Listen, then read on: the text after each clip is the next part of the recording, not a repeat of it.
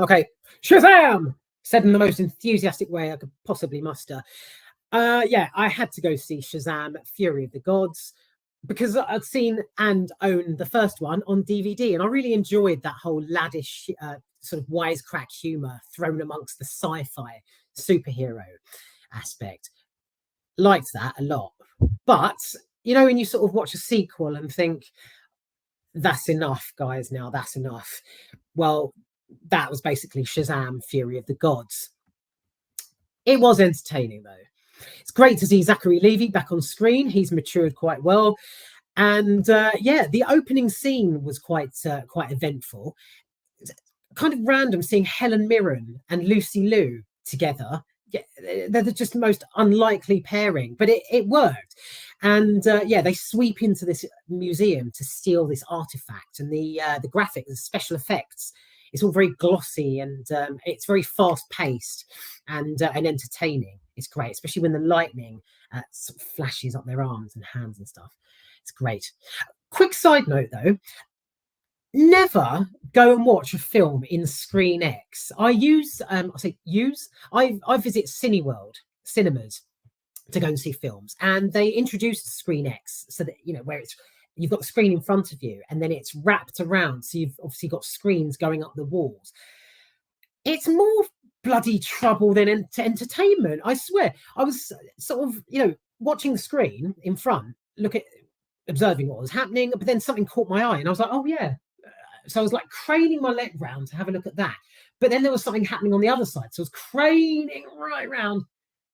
Oh yeah, it's Helen Mirren. Yeah, what's she doing? So fucking annoying. It really was. I won't be going back to Screen X because the novelty's there of having a screen wrapped around you, but unless you're sat, well, I was going to say up at the back, unless you're outside the building itself, it's a complete ball ache. Side note complete. Right, so one of the scenes towards the beginning of Shazam was a bit of a, well, it was tedious basically. It was basically a drawbridge, like this pedestrian crossing, like a bridge going across the river in the middle of the city, and it snaps basically. So the bridge is, all the cables are coming loose and the ground's tearing apart. It's all very epic. But it seemed to go on and on. So like the heroes, all the Shazam heroes who you saw sort of come together at the end of the first film, they appear. So the heroes land, and on each hero sort of whips about saving as a pedestrian, and on. And there's a tediously lengthy moment where Shazam himself hovers in front of this lady's car that's about to literally just plummet into the river, where he's just sort of shouting sort of funny stuff and being all like laddie and that. And on, so one of the other Shazam, the youngest Shazam of the group, I'll describe him as that.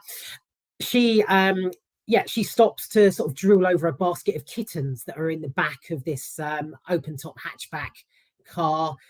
And it just, it just sort of goes on, and it's just really long. And it was drawn out basically.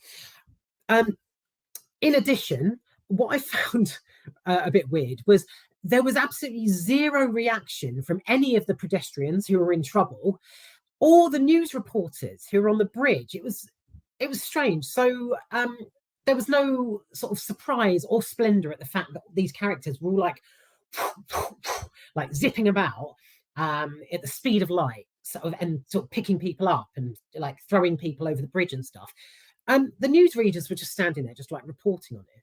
And yeah, the people, like, you know, they're saving people and mending this bridge and stuff, but no one's like taking in, there's no acknowledgement to it. But perhaps in this specific timeline, the members of the public had grown used to the Shazam crowd blitzing around the city, hence not giving a shit. But I just found it a bit odd. So the movie then sort of continues, and it's developed slightly because the group of heroes themselves, they're less sort of surprised, and more used to their powers now. They're a collective, and they all get together to sort of meet up and discuss like what they've done, how they've saved the world, how they can develop and stuff. So Zachary Levi's character, he runs this whole this group, Shazam Anonymous, it looks like. Yeah, but that's it really. Like I say, this sequel is enough because although it's quite endearing in some parts, seeing them all come together, and especially with their foster parents as well, the whole relationships, it's, yeah, I don't think you could do anything else. It's just going to become an episode of you know, an arc enemy coming in and sort of fucking things up, and then they save it. It'll just be one after the other in installments, I guess. The a dinner scene that focuses on Shazam and Wonder Woman was a bit, well, basically he sat like at a table and they're eating, and you know, he's conversing and trying, you know, flirting with her and stuff, really trying to spark it up. The camera focuses purely on the back of the woman who's playing, the woman I thought was playing Wonder Woman, and it doesn't show her face. So even when Shazam himself says goodbye in the restaurant, you just see the back of Wonder Woman, and then sort of from like neck down. So it's painfully obvious that it wasn't, or I thought that it wasn't Gal Gadot, because you know, you can see all of her except the face. So it was obvious that it was just an actress playing her. But Gal Gadot, I think I pronounced that correctly, haven't I? Gal Gadot, she actually appears at the end of the film.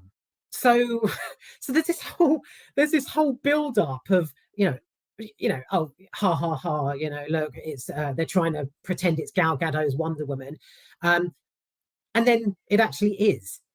So what was the point of that whole mystery in the restaurant scene? I didn't personally relish that. It was just a bit unnecessarily odd. Right.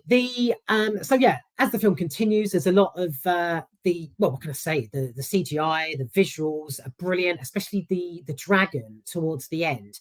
It's very epic and fire-breathing stuff. It's really quite decent. There's the scene where a dome sort of encapsulates, I think that's the right word.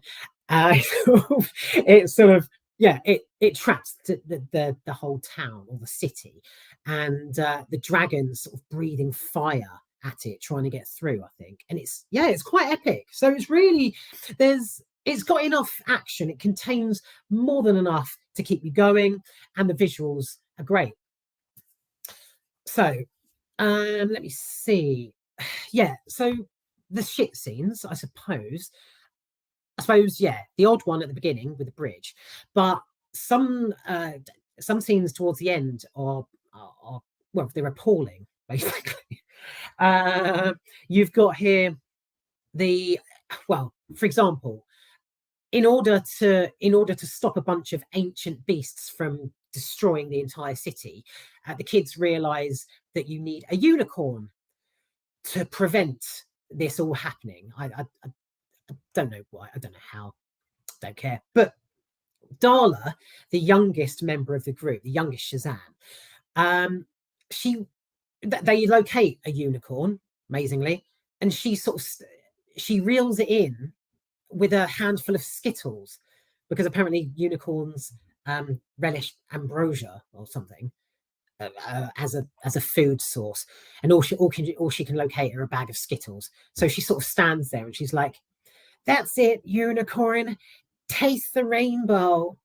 Oh, it's fucking terrible. It's so it's so bad. It's like, it's just not.